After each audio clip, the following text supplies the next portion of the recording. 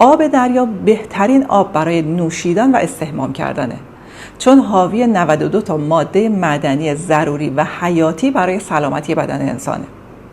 ولی آب دریا رو که نمیشه خورد، چون خطر مرگ داره. پس باید آبی مشابه آب دریا ایجاد بکنیم که حد اکثر اون 92 تا ماده معدنی رو داشته باشه که بتونه به سلامتی بیشتر ما کمک بکنه. سلام، من زهرا فتحی هستم. خوشحالم که یه ویدیوی دیگه در خدمت شما دوستان هستم. رفرنس های این ویدیو سخنرانی خانم باربارا اونیل درباره آب و نمک، کتاب آب و نمک و کتاب شما بیمار نیستید تشنه هستید یا او بیمار نیست تشنه است، هر دوتا نوشته دکتر فریدون باتمانقلیچ، و همینطور کتاب مسیر سلامتی شما با مصرف نمک پیدا میشه یا سلامتی شما با مصرف نمک، چون ترجمه های مختلفی دارن، نوشته دکتر دیوید براینشتاینه که دیدگاهشون اینه که بهترین آب برای نوشیدن و استحمام کردن آب دریاست و ما باید این آب رو خودمون ایجاد بکنیم. آبی پاک و تمیز ولی حاوی املاح و مواد معدنی مشابه آب دریا، و این امکان پذیر نیست مگر با ترکیب آب و نمک. حالا اینکه چقدر نمک اضافه بکنیم، یعنی درصد نمک چقدر باشه، کی بخوریم و چه مقدار بخوریم رو همه رو توی این ویدیو توضیح میدم، و همینطور اینکه کدوم یک از این نمک ها میتونه به سلامتی شما کمک کنه و حد اکثر این 92 تا ماده معدنی رو در خودش داره. ببینید انواع نمک خیلی زیاده رو کره زمین که اصلا یه تعدادیشون رو ما نه دیدیم نه شنیدیم، ولی اونهایی که شناخته شده هستند و بیشتر استفاده میشن حدود 4-5 نوع هستند که من اینجا براتون توضیح میدم. اولیش نمک آشپزخونه است، همین نمک سفید آشپزخونه است که سالها همه دارن استفاده میکنن و این مضرترین و خطرناکترین نمکیه که توی خونه هاتون دارید استفاده میکنید. خانم باربارا اونیل نمک سفید آشپزخونه رو به ماده مخدر تشبیه کرده، به مواد مخدر تشبیه کرده که هم اعتیاد آوره و هم مشکل در، یعنی اختلالات عصبی و عملکرد عصبی در بدن ایجاد میکنه. گرفتگی عضلات، فشار خون، ورم پا و مشکلات قلبی، مشکلات کلی ایجاد میکنه. و کلاً این نمک سفید آشپزخونه رو باید به صفر برسونید مصرفش رو و باید از زندگیتون حذف بکنید، چون مضرترین نمکی هستش که وجود داره. چرا؟ برای اینکه نمک سفید تصفیه کامل شده و هیچ ماده معدنی در خودش نداره به جز 2 تا ماده معدنی، سدیم و کلرید. فقط همین 2 تا رو داره که وجود این 2 تا به تنهایی هیچ فایده‌ای واسه بدن نداره، بلکه ضرر هم داره، چون باعث بالا بردن فشار خون میشه. از دیدگاه خانم باربارا اونیل و دکتر باتمانقلیچ و تمام این رفرنس هایی که نام بردم، چون من دارم یه چکیده کاملی رو از همه این رفرنس ها به شما ارائه میدم، اون چیزی که واقعا به درد شما میخوره توی زندگیتون و برای سلامتیتون. برای مصرف نمک باید مواد معدنی به تعداد زیاد توش باشه که اینها بتونن همدیگه رو بالانس بکنن. خانم باربارا اونیل نمک سفید رو به آرد سفید تصفیه شده تشبیه میکنه و میگه که دقیقاً همون مقدار که آرد سفید تصفیه شده مضر و مشکلات جسمی ایجاد میکنه، التهاب آوره، نمک سفید هم به همون مقدار خطرناکه و باید، اصلا میگه خطرناکه، باید کلاً از زندگیتون حذف بکنید. نمک بعدی که میتونیم استفاده کنیم نمک دریاست، نمک دریای معمولی که خب همه جا هست تو فروشگاه ها.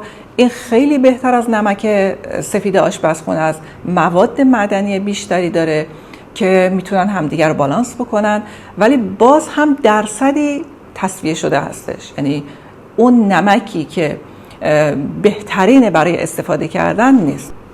توصیه میکنن که مصرف نمک رو نه به صفر برسونید و نه بیش از حد مصرف کنید، در حد تعادل مصرف بشه، چون کمبود مصرف نمک باعث کاهش سطح انرژی بدن شما، باعث خستگی، بیحالی، گیجی، اختلالات الکترولیتی و کاهش فشار خون میشه.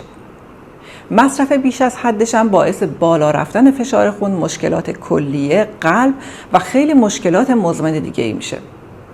ولی مصرف متعادلش باعث درمان و بهبودی تکرر ادرار، فشار خون، ورم قوزک پا، بهبود عملکرد کلیه ها و قلب، باعث بهبود گرفتگی عضلات و همینطور باعث درمان یک سری از بیماری ها میشه. نمک بعدی که بهتر از نمک دریای معمولیه، نمک صورتی هیمالیاست که حاوی 72 تا ماده معدنیه. بین 70 تا 75 تا ماده معدنی داره. نمکیه که تصفیه نشده است، از کوههای پنجاب پاکستان استخراج میشه و متعلق به رسوبات باستانی و دیرینه دریاهاست و چون تصفیه نمیشه خیلی نمک مفیدتریه برای مصرف. خب میرسیم به بهترین نمک از بین تمام نمک ها که توصیه خانم باربارا اونیل، دکتر باتمانگلیش و دکتر براینشتاینه که تأکید میکنن که ترجیحاً سعی کنید از نمک کلتیک یا اسم دیگهش نمک سلتیک هم گفته میشه استفاده بکنید، برای اینکه دارای 82 تا ماده معدنی و 3 تا منیزیمه. یعنی خیلی مشابه آب دریاست و این 3 تا منیزیم، کلا منیزیم یه مولکول تشنه آبه که آب رو به خودش جذب میکنه. به خاطر همین نمک کلتیک کمی مرطوب تره، مثل نمک‌های دیگه خشک نیست. این نمک میتونه به بهبود فشار خون، به بهبود ورم پاها، به بهبود گرفتگی عضلات و همینطور به بهبود تکرر ادرار و مشکلات کلیوی کمک خیلی زیادی بکنه. کسانی هستن که ورم قوزک پا دارن که یکی از اونها خودم بودم. حدود 7-10 سال بود من ورم قوزک پا داشتم. وقتی که یعنی توی یه فایلم فکر کنم توضیح دادم راجبش که من توی این 7-10 سال دکتراهای مختلف رفتم، هم تو ایران هم توی چین، پزشکای متخصص، پزشکای فوق تخصص رفتم که آزمایشات مختلف دادم، آزمایشات کامل، کمکاری تیروئید، آزمایش خون، خیلی اصلا هر آزمایش که گفتن آزمایش دادم. تنها توصیهشون این بود که نمک رو به حداقل برسون. خب من سالها بود که نمک اصلا خیلی کم مصرف میکردم، حتی غذاها رو خیلی کم نمک درست میکردم، ولی هیچ تأثیری تو بهبودی ورم قوزک پای من نداشت. حتی من توی چین طب سوزنی رفتم، ماها طب سوزنی کردم، پزشکای طب سنتیشون رفتم، از این داروهای طب سنتی تلخشون استفاده کردم، ولی هیچ کدوم تأثیری نداشتن، حتی یک ذره هم تأثیر نداشتن. و تا جایی بود که اصلا ورم قوزک پای من بعضی وقتا خیلی زیاد میشد و اصلا خیلی منو ناراحت کرده بود. جایی رسید که من خودم رفتم گفتم من باید خودم بفهمم اصلا این برای چی ورم میکنه، این قوزک پا برای چی ورم میکنه، تا بتونم درمانش رو خودم پیدا بکنم. من چی میخورم؟ چون جواب آزمایشام همه نرماله. من چی هست توی بدن من که باعث این مشکل شده که آزمایشا نرمال نشون میده ولی این ورم قوزک پای من خوب نمیشه و هیچ درمانی هم نداره. تا اینکه رسیدم به مصرف نمک، نه مصرف نکردن نمک. اینکه اول ویدیو گفتم که نمک رو نه به صفر برسونید نه بیش از حد مصرف کنید، به خاطر همینه. توصیه هایی که پزشکا به من میکردن همه اشتباه بود. من باید نمک بیشتری میخوردم ولی نه نمک سفید آشپزخونه، باید نمک کلتیک میخوردم که مواد معدنی بیشتری داشت. خب چطور امکان داره که خوردن آب و نمک کلتیک باعث درمان ورم قوزک پا، گرفتگی عضلات، درمان تکرر ادرار، پایین آوردن فشار خون و همینطور باعث پر انرژی شدن میشه؟ خب جوابش اینه که هر سلول از بدن ما 2 تا دیواره داره. در هسته داخلی سلول پتاسیم قرار داره و در خارج سلول، دیواره خارجی سلول، سدیم قرار داره و در بین این 2 تا دیواره دریچه های زیگزاگی وجود داره که با باز و بسته شدن خودشون آب و مواد معدنی رو وارد سلول ما میکنن. ولی وقتی که این دریچه ها باز و بسته نشن به راحتی، آب و مواد معدنی که میخوریم وارد سلول های ما نمیشن و خارج سلول میمونن، از بدن ما دفع میشن. توی ویدئوی شماره 1 آب درمانی که من گذاشتم، خب چند تا از دوستان کامنت گذاشتن که چرا پس پزشکای دیگه میگن که شما نباید روزانه 8 لیوان آب بخورید، نباید آب زیاد بخورید. اشتباهه، چون باعث میشه مواد معدنی از بدن شما دفع بشه. خب دلیلش همینه که الان توضیح دادم. به خاطر اینکه اون آبی که شما میخورید وارد سلول شما نمیشه، خارج سلول میمونه و بعد به راحتی از بدن شما همراه مواد معدنی خارج میشه. ولی برای اینکه بتونیم اون آبی که میخوریم به همراه نمک کلتیک که مواد معدنی زیادی داره وارد سلول هامون بشه، یا حتی مواد معدنی دیگه‌ای که میخوریم همراه سبزیجات، میوه ها میخوریم، برای اینکه بتونه وارد سلول ما بشه باید اون دریچه های زیگزاگی باز و بسته بشن به راحتی. و تنها ماده معدنی که میتونه این دریچه ها رو باز و بسته بکنه منیزیمه. و تنها ماده‌ای که منیزیم زیادی داره نمک کلتیکه که گفتم 3 تا منیزیم داره: کلورید منیزیم، برومید منیزیم و سولفات منیزیم. 3 تا منیزیم داره که این به راحتی کمک میکنه که این دریچه های زیگزاگی بین 2 تا دیواره سلول ها باز و بسته بشن و اون آب و مواد معدنی دیگه به راحتی وارد سلول بشن. یعنی آب وقتی وارد سلول میشه بدن هیدراته میشه، ولی وقتی آب نتونه وارد هسته داخلی سلول بشه بدن دیهیدراته میشه، کم آب میشه. و وقتی کم آب بشه یعنی سلول ما کم آب بشه، باعث کاهش کلاژن سازی، کاهش الاستین پوست، افتادگی پوست، چین و چروک پوست و پیری زودرس میشه. به خاطر اینکه سلول های بدن شما کلا آب داخل هسته‌شون ندارن، آب در خارج سلول مونده و هرچی شما آب میخورید این آب خارج سلول و بعد به راحتی دفع میشه و نمیتونه وارد سلول های شما بشه. پس لازمه که آب حتما وارد سلول های ما بشه. وقتی که آب بیرون سلول میمونه باعث میشه که شما که نمک میخورید، این سدیومی که در دیواره خارجی سلول قرار داره حجمش بره بالا، فشار بیاره به سلول و باعث بالا رفتن فشار خون بشه و همینطور باعث ورم قوزک پا و گرفتگی عضلات و تکرر ادرار میشه. برای اینکه خب پا که ورم میکنه به خاطر اینکه آب در زیر پوست مونده و نتونسته خارج بشه، اونجا حبس شده و باعث ایجاد ورم قوزک پا شده و همینطور باعث تکرر ادرار میشه. چون شما وقتی آب مینوشی، 1 لیوان آب مینوشی، نیم ساعت بعدش میری دستشویی اونو خالی میکنی، به خاطر اینکه اون آب وارد سلول شما نشده، در خارج سلول مونده و به راحتی هم دفع میشه.